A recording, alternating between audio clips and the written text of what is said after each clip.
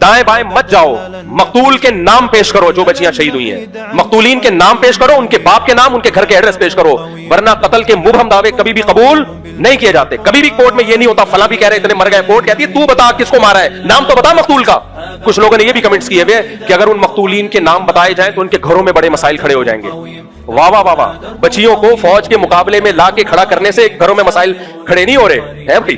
ان کو فوج نے قتل کر دیا تو اب مقتول کا نام بتانے سے کیا کھڑے ہو رہے ہیں؟ تو بزدل تو تم ہو کم وقت ہو, کوئی مسائل کھڑے نہیں ہو رہے. ان کو پتا ہے کوئی قتل ہوئی نہیں ہے, اس لیے نام لیتے ہوئے موت آ رہی ہے. صحیح ہے نا, نام نہیں لیں گے, مر جائیں گے یہ.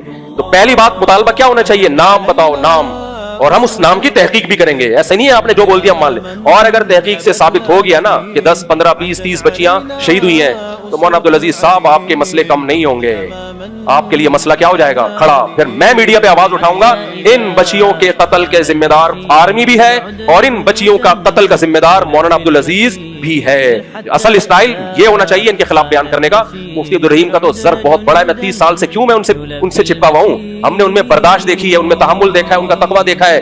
ان لوگوں میں نہ برداشت, نہ تحمل, نہ تحقیق, کوئی ریسرچ نہیں, کوئی تحقیق نہیں, پروپیگنڈا کرتے رہو. مفتی تقی صاحب کیوں نہیں کہہ رہے مفتی عبدالرحیم غلط ہیں؟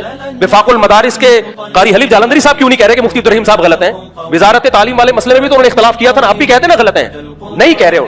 ان کو پتا ہے کہ اگر ہم ان کو غلط کہیں گے تو کل قیامت کے دن ہمیں جواب دینا پڑے گا کہ آپ جھوٹ کیوں بول رہے ہیں. بڑے جتنے ہیں خاموش ہیں, چھوٹے موٹے سارے آئے ہوئے ہیں میدان میں. عمار یاسر بھی آیا ہوا ہے اور وہ جو ایک اور مولانا صاحب ہیں وہ بھی آئے ہوئے ہیں. بھائی یہ کون ہے یار, ان کی کیا حیثیت ہے؟ اچھے لوگ ہوں گے, میں کسی کی برائی نہیں کر رہا, ان کے تجزیے کی 2 ٹکے کی حیثیت نہیں ہے. ان کی کیا حیثیت ہے, ان کو کیا پتا؟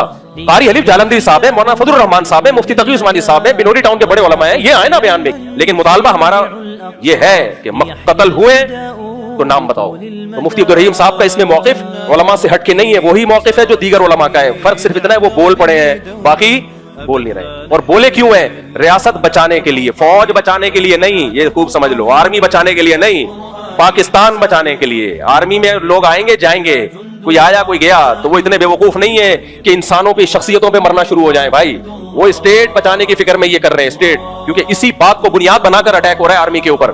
تو اس لیے یہی والا اسٹائل مناسب ہے میرا خیال ہے.